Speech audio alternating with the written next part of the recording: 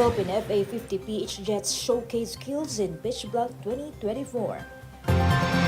Philippine Army and Police apprehend NPA leaders in Oriental Mindoro. MMDA completes traffic plan for BBM Sona on Monday. Joint House Committee calls to shut down 402 illegal pogos in the country.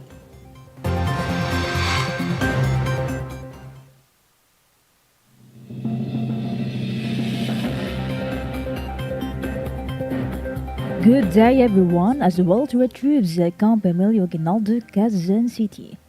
Today is Thursday, July 18. We'll bring you the latest news from the armed forces and other information around the Philippines. I'm Ralph Suzon for AFP Community News. DWDD Armed Forces News. For the brief overview of our stories, the skies roared to life as flying operations for Beach Block 2024 occurred at Darwin, Australia. For Philippine Air Force, FA-50 jets joined the impressive display of aircraft, alongside with Royal Australian Air Force F-18 Hornets for basic fighters maneuver exercises. These coordinated maneuvers and air-to-air engagements showcase the high level of skill and cooperation among the participating air forces. Beach Block 2024 will continue in the coming weeks, featuring intensive air combat training, ground operations, and various collaborative activities aimed at enhancing the operational capabilities of all involved and promoting regional peace and stability. DWDD Armed Forces News. A joint checkpoint operation by the Philippine Army's 2nd Infantry Division and the Philippine National Police led to the apprehension of two terrorist New People's Army leaders in Bulalakaw, Oriental Mindoro. According to the report, authorities arrested alias Ems, the Deputy Secretary of the Southern Tagalog Regional Party Committee and Kagura ng Rehiyon sa Edukasyon, along with alias Patrick, a regional staff of Kared sa Edukasyon and former NPA platoon leader in Mimaropa. Government forces seized the caliber of .38 pistol and .203 grenade launcher, a hand grenade, and improvised explosive device components from the suspects.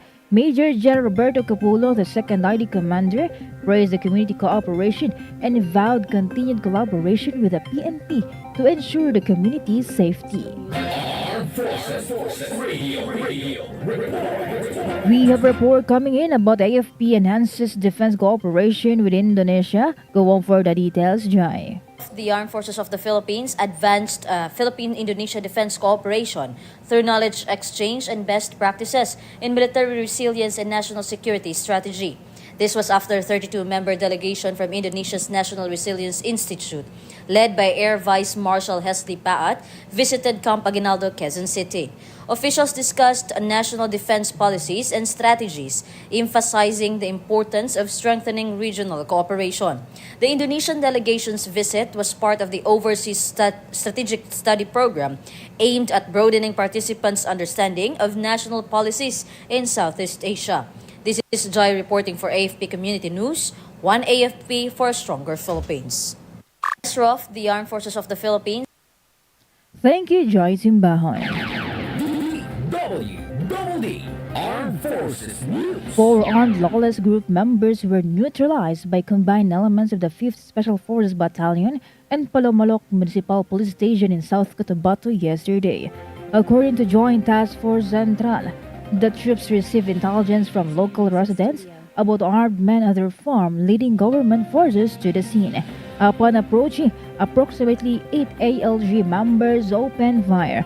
The clash ended with 3 ALG members killed, 1 apprehended, and the recovery of firearms and ammunition. Lieutenant General William Gonzalez, the commander of Western Mindanao Command, praised the joint military police operation for thwarting potential chaos and protecting the civilians. DWDD Armed Forces News. The Philippine Navy is exploring the possibility of in-house shipbuilding alongside the acquiring naval assets from foreign suppliers to enhance the country's defense capabilities. Commander John Perez Alcos, the Philippine Navy Naval Public Affairs Chief, highlighted this initiative in an interview emphasizing support for the Self-Reliance Defense Program. He also disclosed plans for a locally built mid-sized fast attack interdiction craft, part of a partnership with Israel. He also noted collaborations with the Department of Science and Technology to develop .50 caliber machine guns for Philippine Navy vessels, showcasing the Philippine innovation in naval technology. Commander Alcos also highlighted the Philippine Navy's modernization efforts under the Armed Forces of the Philippines Horizon 3 program, aimed at elevating naval capabilities with advanced equipment like frigates, submarines, and aircraft. Armed Forces Radio Report. Let us hear more updates from JR about DND's Secretary calls for enhanced cyber defenses amid rising threats. Department of National Defense Secretary Gilbert C. Judor Jr. emphasized the critical needs for stronger cyber defense in the light of escalating attacks on cyber domains, particularly in information and communications technology. He stated this following his meeting with U.S. Joint Chief of Staff Chair General Charles Q. Brown and Armed Forces of the Philippines Chief General Romeo S. Browner Jr. at Camp Aguinaldo, Quezon City. He said that the cyberspace remains vulnerable to aggressive attacks from state and non-state actors, especially in this era of disinformation. Moreover, the discussion centered on enhancing mutual interests and bolstering the enduring partnership between Philippines and the United States. This is JR reporting for AFP Community News, one AFP for a stronger Philippines. Thank you, JR. DWDD Armed Forces News. Philippine and United States officials met on Tuesday to discuss security aid and the utilization of enhanced defense cooperation agreement signed. U.S. Joint Chief of Staff Chairperson General Charles Q. Brown Jr. held meetings with Philippine National Security Advisor Eduardo Año, Defense Secretary Gilberto Chodoro Jr., and the Armed Forces of the Philippines General Romeo Browner Jr. in Manila. According to the U.S. Joint Chiefs of Staff, discussions focus on strengthening the bilateral security assistance, utilizing EDCA sites, and enhancing maritime domain awareness to counter illegal activities in the Indo-Pacific region. The Philippines emphasized that joint activities with the U.S. Armed Forces reinforce their alliance and readiness to address regional challenges. DWDD National News. For our national news, the Metropolitan Manila Development Authority is 100% ready for President Ferdinand Marcos Jr.'s State of the Nation address on Monday. MMDA Acting Chairperson Don Artes said that the traffic management plan for Sona has been completed. Artes said they will implement a zipper lane or counterflow on the southbound portions of Commonwealth Avenue to give way to vehicles of government officials and guests going to the Batasang Pambansa complex. The Batasan IBP Road, meanwhile, will be closed at 8 a.m. onwards as part of security measures. Armed Forces Radio Report.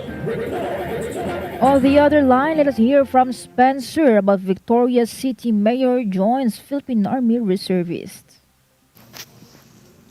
Yes, Rob, Mayor Javier Miguel Javi Benitez of Victoria City, Negros Occidental, was recently welcomed as a reservist of the Philippine Army during the 38th founding anniversary of the 303rd Infantry Brigade. The ceremony themed Sambisig na Lakas, Sandigan tungo sa mapayapa at maunlad na sambayanan was led by Major General Marion Sison at Camp Major Nelson Herona in Barangay Minoyan, Murcia.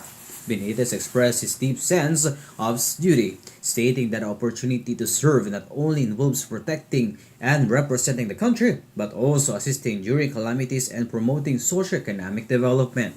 He also emphasized his admiration for soldiers, selflessness, and bravery, calling it an honor and privilege to fulfill his civic duty by joining the Philippine military. This is Spencer Ross reporting for AFP Community News, one AFP for a stronger Philippines. Thank you, Spencer Ross.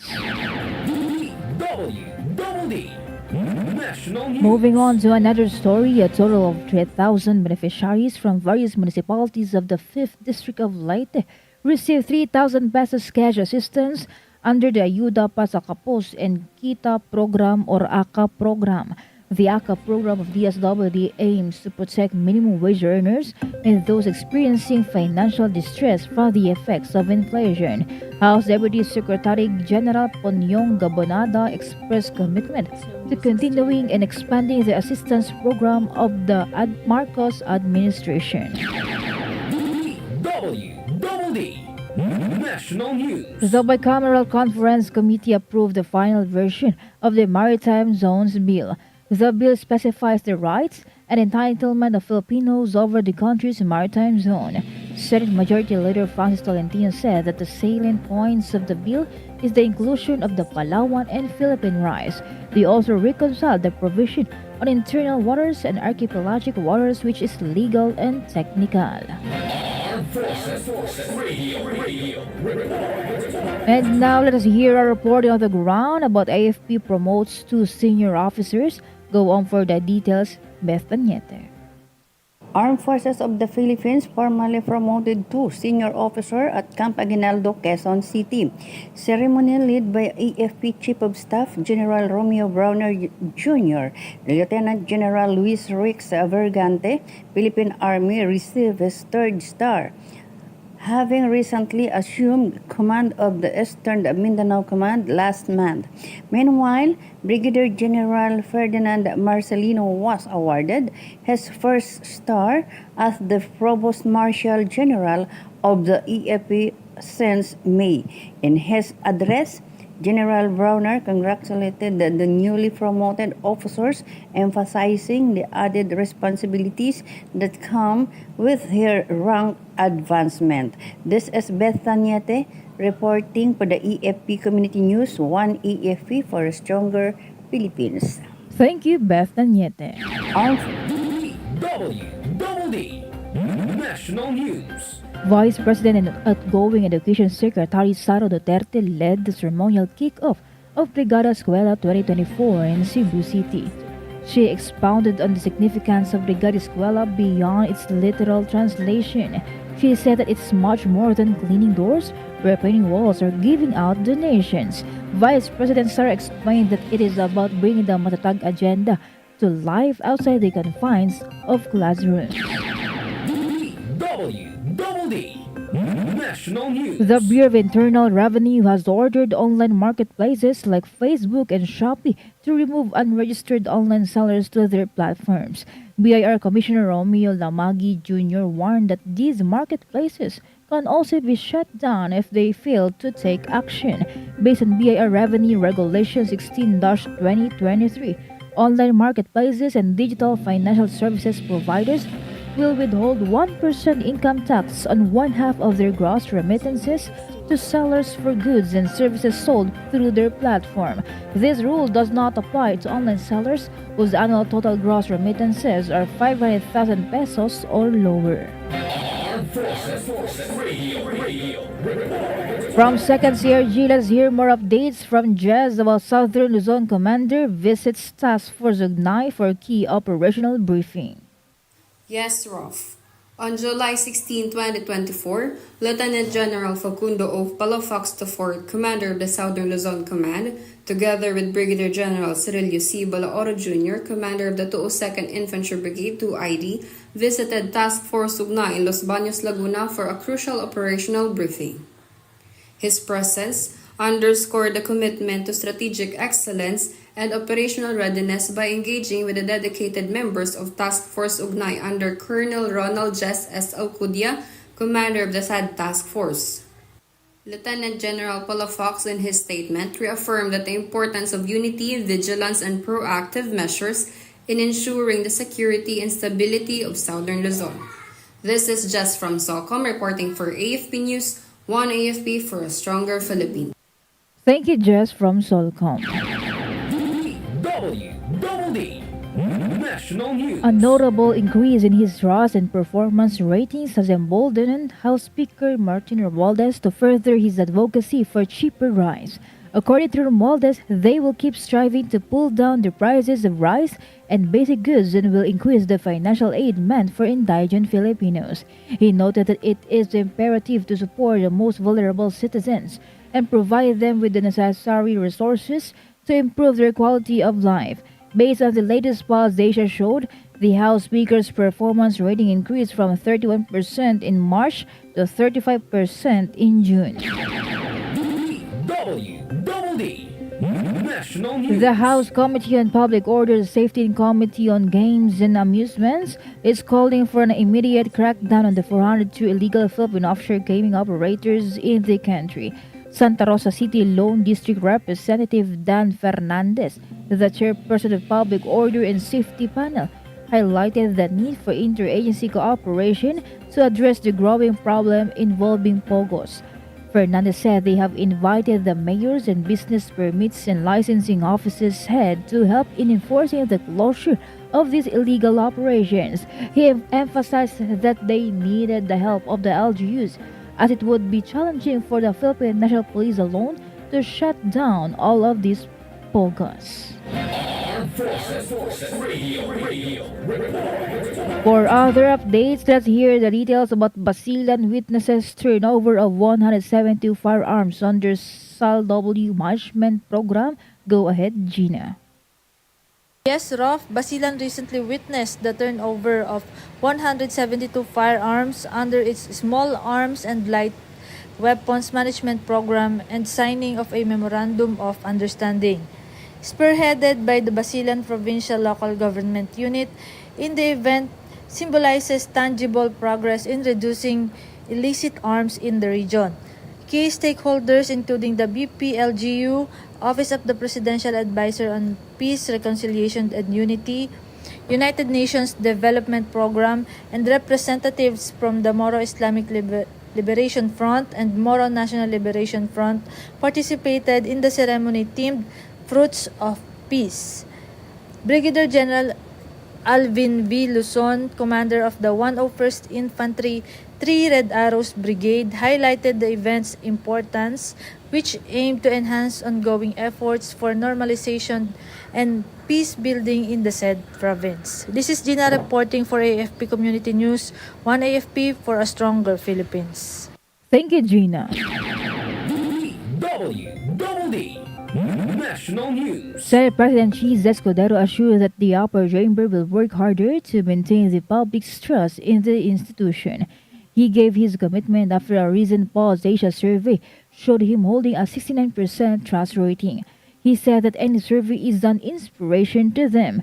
Whether high or low, the Senate President promises to continue to work and perform their duty for the interests of the country and the people. DWDD National News. China and Philippines have agreed to improve its existing bilateral communication mechanism on the West Philippine Sea issue. The Department of Foreign Affairs emphasized that an arrangement on improving Philippines-China maritime communication mechanisms would provide various channels for communication between the two nations.